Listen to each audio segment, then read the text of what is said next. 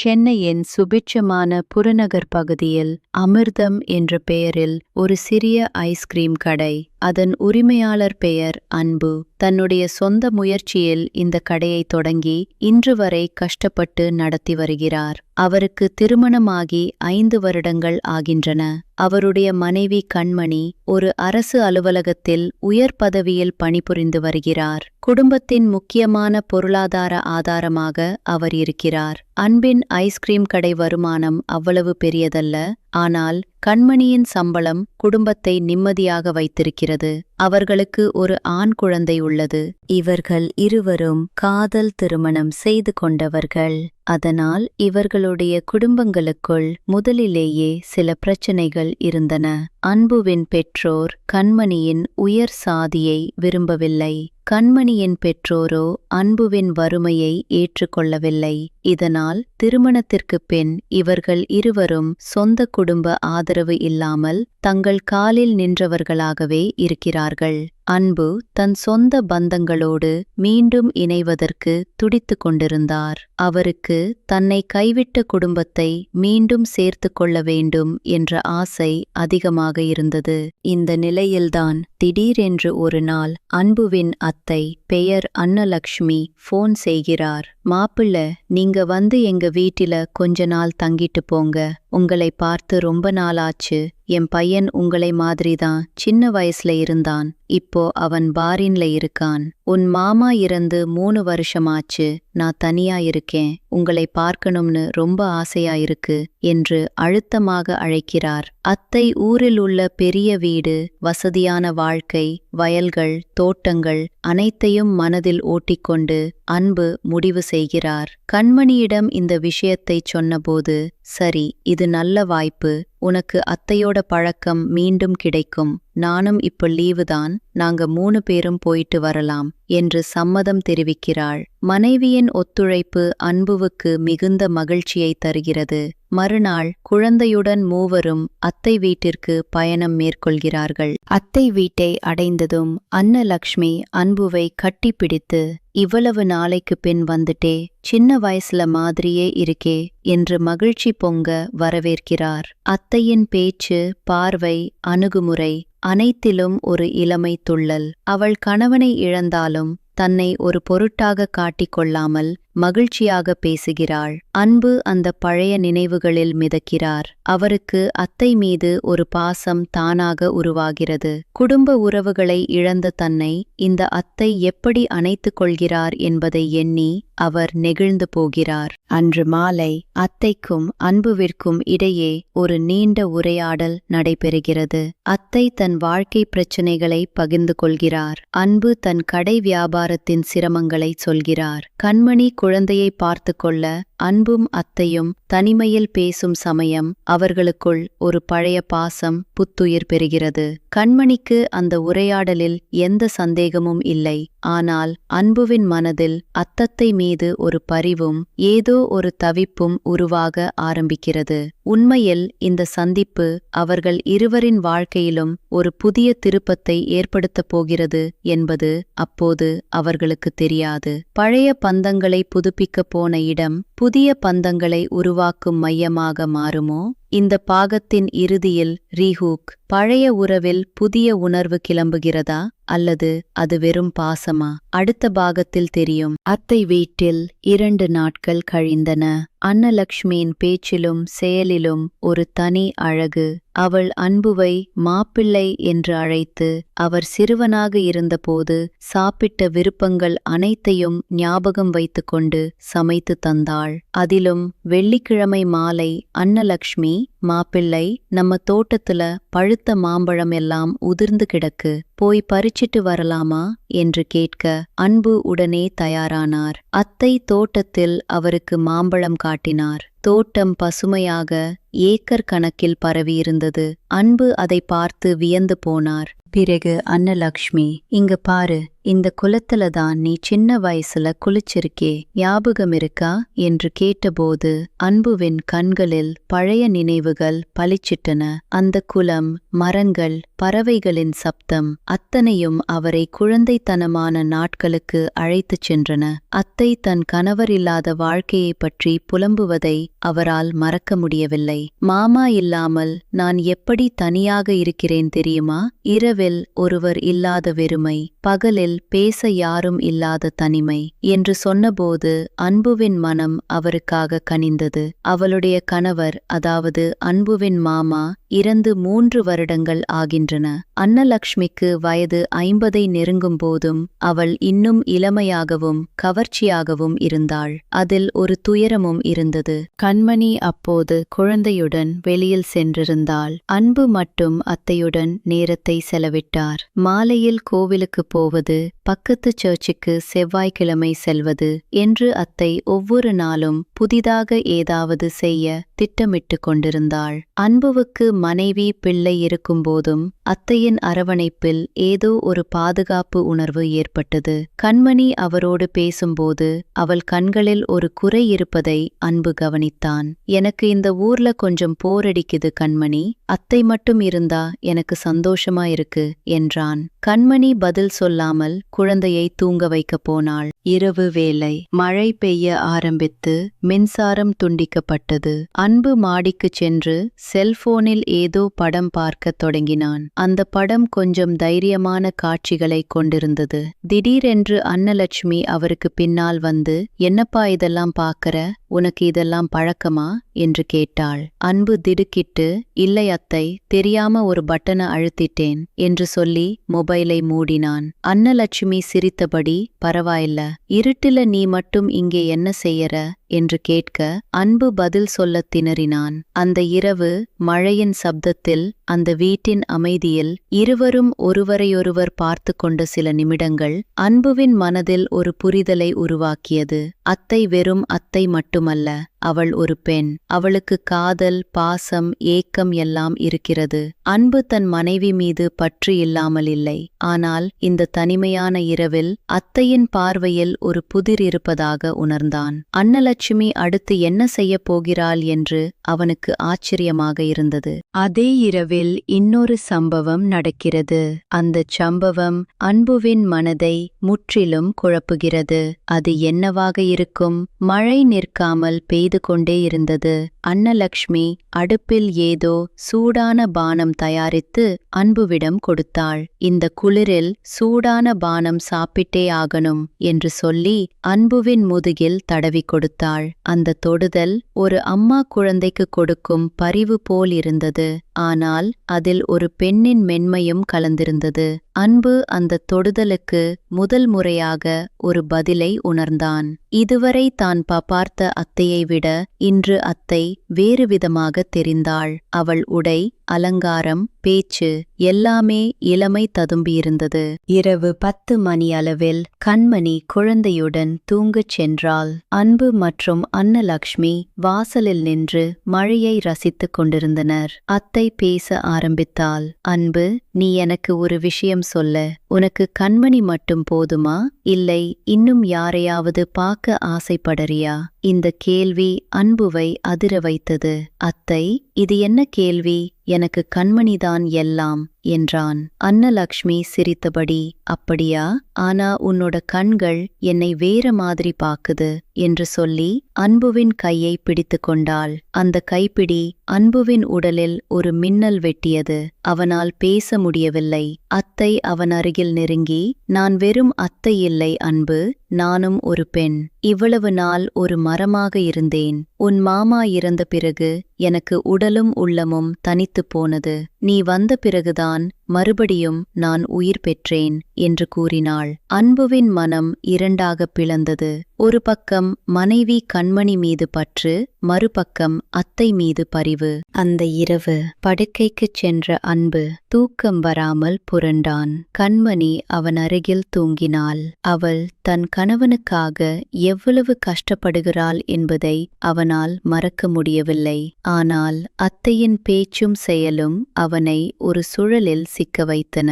அடுத்த நாள் காலை அன்னலக்ஷ்மி வழக்கம் போல் இளமையாகத் தெரிந்தாள். அவள் அன்புவை பார்த்து புன்னகைத்தாள். அதற்குள் ஏதோ ஒரு ரகசியம் பகிர்ந்து கொண்ட மாதிரி. 3ஆம் நாள் அத்தை அன்புவிடம் மெக்கானிக்கல் ஷாப் தொடங்குவதற்கு உதவி செய்வதாக வாக்களித்தாள். நீ கேட்ட பணத்தை நான் தர்றேன், ஆனா அதுக்கு நீ ஒரு நிபந்தனைக்கு ஒத்துக்கொள்ளணும் என்று சொன்னாள். அன்பு என்ன நிபந்தனை என்று கேட்டான். அன்னலக்ஷ்மி, இன்னும் 2 நாள் இங்கேயே தங்கு, உன்னோட எனக்கு நிறைய பேசணும் என்று சொல்லி அவன் கன்னத்தில் ஒரு முத்தமிட்டாள். அன்பு அதிர்ந்து போனான். அந்த முத்தம் சும்மா ஒரு பாசமா அல்லது அதற்கு அப்பாற்பட்டதா அவனுக்கு புரியவில்லை. அந்த முத்தத்திற்கு அன்பு என்ன பதில் சொல்கிறான்? அது அவனது திருமண வாழ்க்கையில் ஒரு பெரும் பிளவை உண்டாக்குமா? அடுத்த பாகத்தில் தொடரும். அன்னலக்ஷ்மியின் முத்தம் அன்புவின் மனதில் ஒரு புயலையே கிளப்பியது. அன்று முழுவதும் அவனால் எதிலும் கவனம் செலுத்த முடியவில்லை. கண்மணி அவனை பார்த்து, என்ன முகம் சுலுக்கலாயிருக்கு, உடம்பு சரியில்லையா என்று கேட்டாள். அன்பு, இல்லை, மழை காரணமாக கொஞ்சம் சோர்வு என்று சமாளித்தான். ஆனால் உள்ளுக்குள் அவன் கொதித்து கொண்டிருந்தான். தான் என்ன செய்கிறோம்? ஒரு அத்தையோடு இப்படி நெருங்குவது சரியா? மாலையில் கண்மணி குழந்தையுடன் அம்மா வீட்டுக்கு போக வேண்டும் என்று சொன்னாள். அவள் 1 வாரம் தங்குவதாக இருந்தாள். அன்புவும் அவர்களுடன் வரலாம் என்று கண்மணி சொன்னபோது, அன்பு, நான் இங்கேயே இருந்துட்டு அத்தைக்கு உதவி செய்யறேன், நீ குழந்தையோட போயிட்டு வா என்று சொன்னான். கண்மணி முதலில் சம்மதிக்கவில்லை. ஆனால் அன்பு வற்புறுத்தவே அவள் கிளம்பி போனாள். அவள் சென்ற பிறகு அத்தை வீட்டில் அன்பு மட்டும் அன்னலக்ஷ்மியுடன் தனியாக இருந்தான். அத்தை மிகவும் சுறுசுறுப்பாக இருந்தாள். இரவு வேளை இருவரும் மாடியில் உட்கார்ந்து பேசிக் கொண்டிருந்தனர். அப்போது அத்தை, அன்பு, உனக்கு என் மேலே உள்ள உண்மையான உணர்வு என்ன என்று கேட்டாள். அன்பு தயங்கியபடி, அத்தை, நீ என் அத்தை, நான் உன்னை மதிக்கிறேன் என்றான். அன்னலக்ஷ்மி சிரித்தாள். அதைவிட அதிகமாக, நீ என்னை ஒரு பெண்ணாக பார்க்கணும்னு நான் விரும்புறேன். எனக்கு ஒரு துணை தேவை, உன்னை போன்ற ஒரு ஆண் தேவை. இந்த பேச்சு அன்புவை உலுக்கியது. அத்தை, இது சரியில்லை, எனக்கு மனைவி பிள்ளை இருக்கு என்றான். அன்னலக்ஷ்மி, எனக்கு உனக்கு ஒரு நல்ல வியாபாரம் செய்து தர்றேன். பணம், நிலம் எல்லாம் உனக்கு. ஆனா நீ என்னை விட்டு போகக்கூடாது என்று சொன்னாள். அன்பு மறுபடியும் மறுத்தான். ஆனால் அவனது மறுப்பில் ஒரு பலவீனம் இருந்தது. ஏனெனில் அவனது கடை வியாபாரம் மோசமான நிலையில் இருந்தது. பணத்தேவை மிக அதிகமாக இருந்தது. அந்த இரவு படுக்கையில் தனியாக கிடந்த அன்பு ஒரு கனவு கண்டான். அதில் கண்மணி கண்ணீரோடு அவனை பார்த்து கொண்டிருக்க, அத்தை மறுபுறம் கையை நீட்டினாள். அவன் அத்தையின் கைப்பிடித்து அந்த பாதையில் நடந்தான். கனவு கலைந்து அவன் வியர்த்து எழுந்தான். இது சரியா? தன் குடும்பத்தை இழக்க நேரிடுமா? மறுநாள் காலை அன்னலட்சுமி அவனிடம் மனம் திறந்து பேசினாள். அன்பு, நான் வெறும் உடல் பசிக்காக உன்னை தேடவில்லை. எனக்கு உண்மையான பாசம்தான் தேவை. என் கணவர் இறந்த பின் நான் ஒரு பிணமாக இருந்தேன். நீ வந்து நான் மறுபடியும் வாழ கற்றுக்கொண்டேன். உன்னை என்னோட வைத்துக் கொள்ளணும் என்று அழுதாள். அன்புவின் மனம் கனிந்தது. அவள் தனிமையில் வாடுவதை அவனால் பார்த்து கொண்டிருக்க முடியவில்லை. அன்பு ஒரு முடிவுக்கு வருகிறான். ஆனால் அந்த முடிவு அவனு வாழ்க்கையை ஒரு புதிய திருப்பத்தில் கொண்டு செல்லும். அது நேர்மறையா எதிர்மறையா என்பது அடுத்த பாகத்தில் தெரியும். அன்னலக்ஷ்மியின் வார்த்தைகள் அன்புவின் மனதில் ஆழமாக பதிந்தன. அவளது தனிமை, பாசம் மற்றும் ஆசை, இவை அனைத்தையும் அவனால் புறக்கணிக்க முடியவில்லை. ஆனால் அவனுக்குள் ஒரு குரல், இது உன் மனைவிக்கு செய்யும் துரோகம் என்று கத்திக்கொண்டே இருந்தது. இருந்தும் அத்தை கேட்டுக்கொண்டாள். 1 வாரம் மட்டும் என்னோட இரு, பிறகு உன் மனைவியிடம் எல்லாவற்றையும் சொல்லிவிடு. நானும் உனக்கு உதவி செய்கிறேன். அன்பு ஒப்புக்கொண்டான். அதற்கடுத்த நாட்கள் இருவரும் மிகவும் நெருக்கமாக ஆனார்கள். அன்னலக்ஷ்மி அவனுக்கு காலை உணவாக இனிப்பு பான், கார குழம்பு எல்லாம் செய்து கொடுத்தாள். மதியத்தில் கோவில், மாலையில் தோட்டம், இரவில் நீண்ட உரையாடல்கள். இதற்கிடையில் அன்புதான் கனவு கண்ட மெக்கானிக்கல் ஷாப் பற்றி பேசினான். அத்தை உடனே, அதுக்கு நான் பணம் தர்றேன், நீ என் கூட இருந்தா உன் கனவை நிறைவேற்றி வைக்கிறேன் என்று சொன்னாள். அது அவனுக்கு மிகப்பெரிய கவர்ச்சியாவே இருந்தது. ஒரு மாலை அவர்கள் இருவரும் தனியாக இருந்தபோது அன்னலட்சுமி அன்புவை அணைத்து கொண்டாள். அந்த அணைப்பு அவனுடைய தயக்கத்தை முழுமையாக ஒழித்தது. அவன் பதிலுக்கு அவளை அணைத்து கொண்டான். அந்த இடத்தில், அந்த நேரத்தில் இருவரும் உலகை மறந்தனர். ஆனால் அடுத்த கணம் அன்புவின் மனதில் கண்மணியின் முகம் தோன்றியது. அவன் பதறி அத்தையை விலக்கினான். மன்னி, என்னால் இதை தொடர முடியாது என்றான். ஆனால் அன்னலட்சுமி அதை பொருட்படுத்தவில்லை. இது நடந்ததுதான், அதை மறந்துடு, நமக்குள் இது உண்மையான பந்தம் என்றாள். அதன்பின் அத்தை அவனுக்கு 10 லட்சம் ரூபாய் பணத்தை கையிலே கொடுத்தாள். இந்த பணத்தை வைத்து உன் ஷாபை ஆரம்பி, நீ ஊருக்கு திரும்பு, ஆனால் என்னை மறக்காதே என்று சொன்னாள். அன்பு பணத்தை வாங்கிக் கொண்டான். மனதில் குழப்பம், குற்ற உணர்வு மற்றும் ஒரு புதிய உற்சாகம் எல்லாம் கலந்திருந்தது.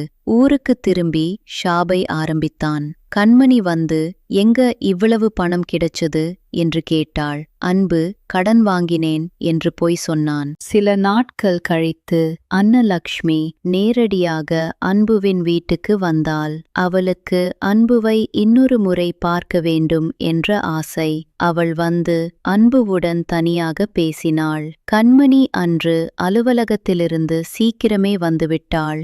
வீட்டுக்குள் நுழைந்த அவள் அன்பும் அத்தையும் அருகருகே உட்கார்ந்து பேசுவதை பார்த்தாள். அதில் ஒரு பழக்கம் மீறிய நெருக்கம் இருப்பதாக உணர்ந்தாள். இது என்ன, நீங்கள் இருவரும் ஏன் இவ்வளவு நெருக்கமாக பேசுறீங்க என்று கத்தினாள். கண்மணியின் கேள்வி கூர்மையானது.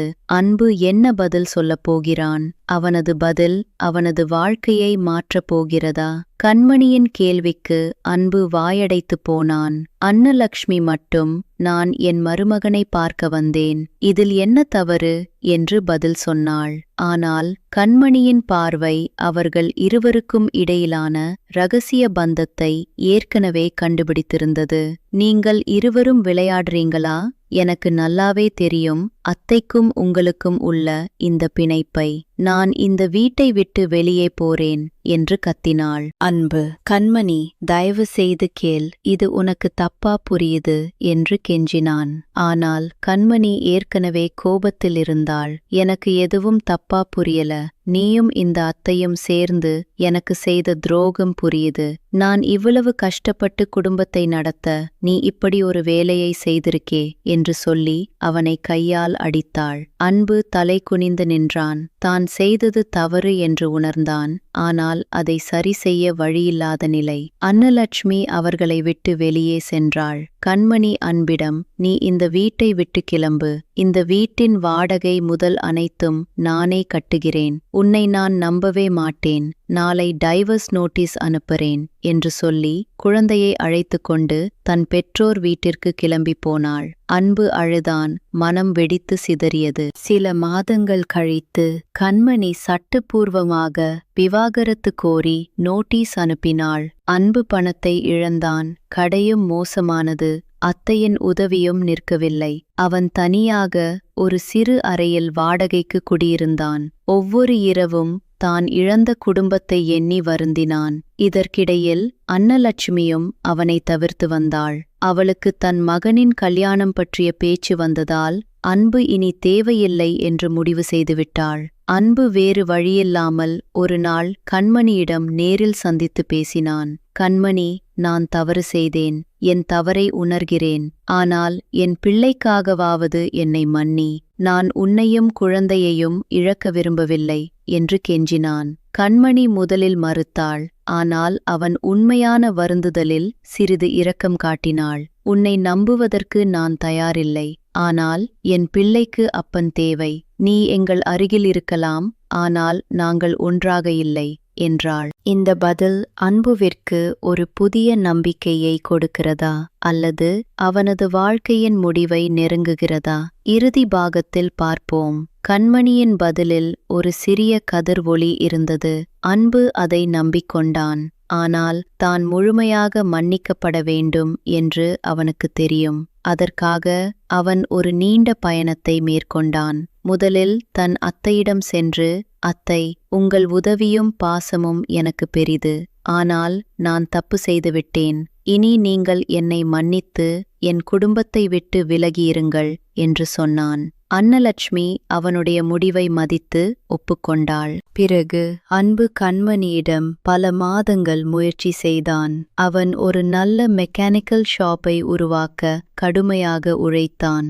அவன் பணத்தை சரியாக மேலாண்மை செய்து ஒரு சிறிய தொழில் ஆரம்பித்தான். கடும் உழைப்பின் பலனாக அவன் வருமானம் நிலையானது. அவனுடைய மாற்றத்தைக் கண்டு கண்மணி அவனை சந்திக்க சம்மதித்தாள். ஒரு நாள் மாலை அவர்கள் பூங்காவில் சந்தித்தனர். அன்பு, உனக்காக மட்டுமல்ல, என் மனசாட்சிக்காகவும் நான் நல்லவனாக மாற விரும்புகிறேன். என்னை ஒரு வாய்ப்பு கொடு என்று கேட்டான். கண்மணி அவனது பார்வையில் நேர்மை இருப்பதை உணர்ந்தாள்.